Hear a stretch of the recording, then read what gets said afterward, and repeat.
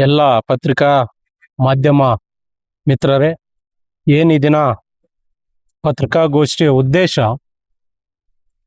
ಕಾಂಗ್ರೆಸ್ ಸರ್ಕಾರ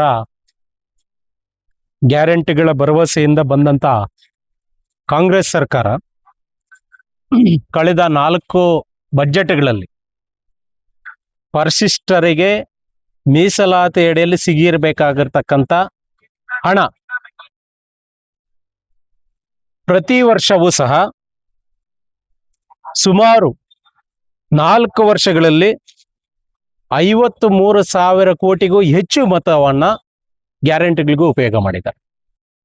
ಅಂದ್ರೆ 2023-24ರಲ್ಲಿ 24-25ರಲ್ಲಿ 25-26ರಲ್ಲಿ 26-27ರಲ್ಲಿ ಈ ತರ ಪರಿಶಿಷ್ಟರಿಗೆ ಸೇರಬೇಕಾಗಿರ್ತಕ್ಕಂಥ ಮೀಸಲಾತಿ ಅಡಿಯಲ್ಲಿ ಸಿಗಬೇಕಾಗಿರ್ತಕ್ಕಂಥ ಹಣವನ್ನ ಗ್ಯಾರಂಟಿಗಳಿಗೆ ಉಪಯೋಗ ಮಾಡಿ ದಲಿತರ ಬೆನ್ನು ಮೂಲೆ ಮುರಿಯುವ ಹಂತಕ್ಕೆ ಬಂದಿದೆ ಈ ಸರ್ಕಾರ. ಹಾಗಾಗಿ ಈ ದಿನ ಪತ್ರಿಕಾಗೋಷ್ಠಿಯನ್ನ ಮಾಡಿದ್ದೇವೆ.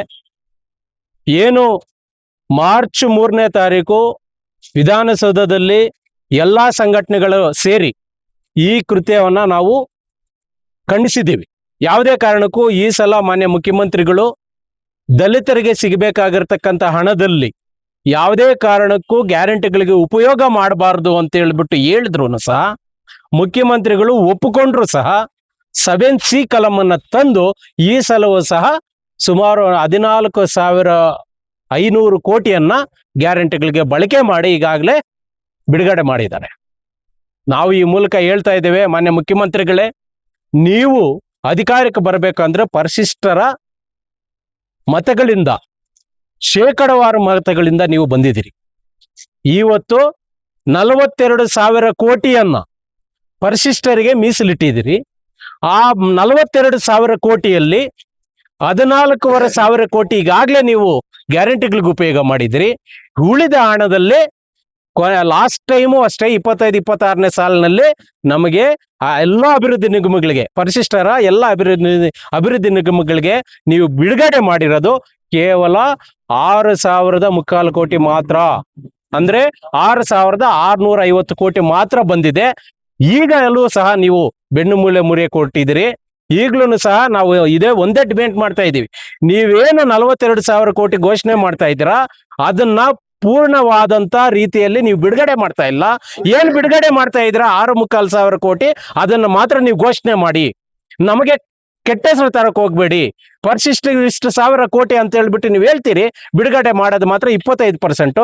ಆದ್ರೆ ಎಲ್ಲ ಜಾತಿ ವರ್ಗದವರು ಕೇಳೋದು ದಲಿತರಿಗೆ 42,000 ಕೋಟಿ ಬಿಡುಗಡೆ ಮಾಡಿದ್ದಾರೆ ಅಂತ.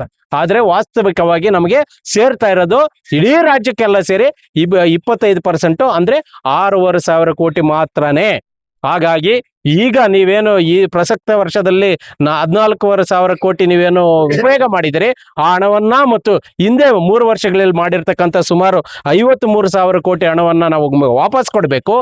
ಪರಿಶಿಷ್ಟರಿಗೆ ಸೇರ್ಬೇಕಾಗಿರ್ತಕ್ಕಂಥ ಎಲ್ಲ ಅಭಿವೃದ್ಧಿ ನಿಗಮಗಳನ್ನ ಸಹ ಉನ್ನತ ಮಟ್ಟದಲ್ಲಿ ಅಭಿವೃದ್ಧಿಗೊಳಿಸೋದಕ್ಕೆ 1,500 ಕೋಟಿ ಪ್ರತಿ ವರ್ಷ ಬಿಡುಗಡೆ ಮಾಡಬೇಕು. 7C ಕಲಂ ತೆಗಿಬೇಕು ಅಂತ ಹೇಳ್ಬಿಟ್ಟು ಈ ಮೂಲಕ ನಾನು ಒತ್ತಾಯ ಮಾಡಿ ಪತ್ರಿಕಾಗೋಷ್ಠಿಯನ್ನು ಮಾಡಿದ್ದೇವೆ. ನೀವೇನಾದ್ರೂ ಈ ಅಧಿವೇಶನದಲ್ಲಿ ಈ ನಿರ್ಣಯ ತಗೊಳ್ಳಿಲ್ಲ ಅಂತ ಹೇಳಿದ್ರೆ ಕಂಡಲ್ಲಿ ಶಾಸಕರು ಮತ್ತು ಸಚಿವರನ್ನ ಗೆರವು ಮಾಡಬಿಡ್ತಾ ಇದ್ದೀವಿ.